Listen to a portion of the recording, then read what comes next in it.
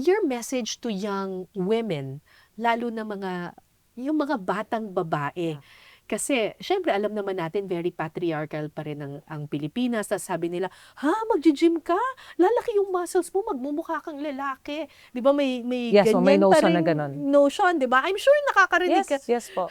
Ano It's ba mga normal. sinasabi sa'yo? Yun nga, ang masasabi ko lang, guys, never stop sa training nyo. Tapos yung mga ayaw mag-start sa fitness dahil nga sa mga naririnig nila na magmumukha ka lalaki, hindi sa ganon.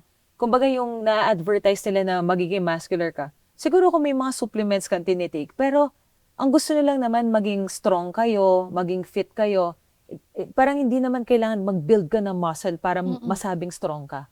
Parang ganon. At maganda pa rin may muscles, Yes. ha? Ano ba? Yes, ngayon, healthy ka kung meron ka muscle. Yan talaga. Yes.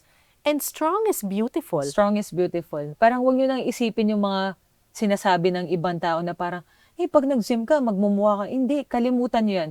It's more of building confidence sa sarili mo. Kasi once na na-feel mo na may confidence ka, unstoppable ka sa lahat ng pwede mong gawin eh.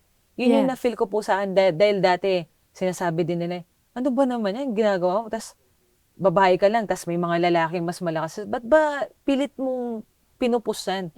Parang ako, ito yung gusto ko eh. Yes. Gusto ko din maging inspiration sa lahat ng, lalo na sa mga babae. Kasi kung kaya ko, kaya nyo din.